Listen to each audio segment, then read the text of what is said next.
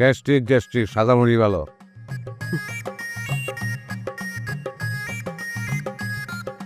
বাপ রে বাপ, তুমি এই সময় বাড়িতে ভাইজান, খুবই আশ্চর্য ব্যাপার। তো তোকে যাও, আমি খালি বাইরে বাইরে থাকি, দেখছো কি হয়। আরে বাপ দাও না, ছোট মানুষ বয়স কম, কি তুলতে বলতো তত তো তুই বে। আমি বললাম মোটা উল্টা পাল্টা কথা কইতেছি না।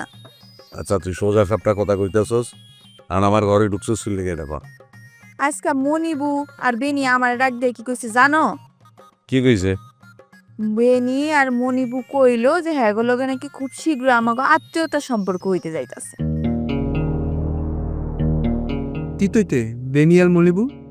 এটা তো আমি প্রশ্ন করছি, কিন্তু আমার কোনো কিছু কয়নি। কি এর আত্মীয়তা?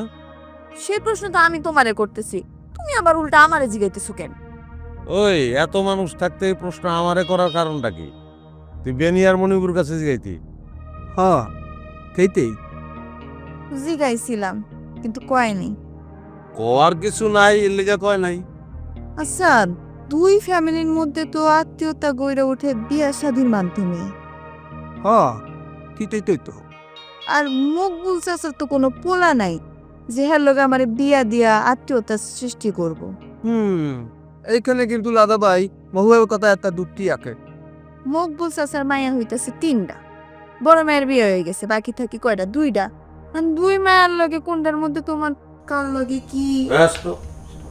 যতটুকু কইছো তো অনেক থেমে যা। পৃথিবীটা উল্টে গেলেও এটা কোনোদিন সম্ভব না। এইখানে কিন্তু লাদা ভাইয়ের কথা যথেষ্ট দুটি আছে মহুয়া। এই পরান্দা, সবার কথার মধ্যে তুমি যুক্তি খুঁজে পাও না? আসল কারণ কি এটা আগে খুঁজে বের করো। যেই কথার ভিতর যুক্তি নাই সেই কথার ভিতর যুক্তি খোঁজাটাই তো অর্থহীন।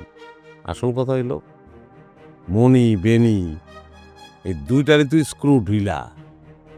এই দুইটারে নিয়ে চিন্তা করে সময় নষ্ট করার তো কোনো কারণ নাই। হ্যাঁ এখানেও কিন্তু লাদা ভাইয়ের কথা দুটি আছে। আব্বা আমারেও কইছি, তারাও কোনো যুক্তি খুঁজে পায়নি। যার যুক্তি নাই তার ভিতরে যুক্তি খুঁজে পেব কেমনে?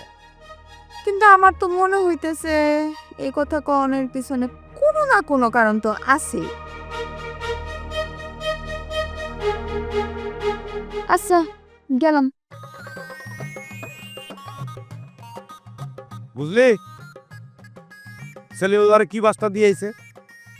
এখন বকুল চাচা যে হাসা হাসাই আব্বা আমার কাছে প্রস্তাব দিয়ে বহে, তাহলে তো আমি শেষ।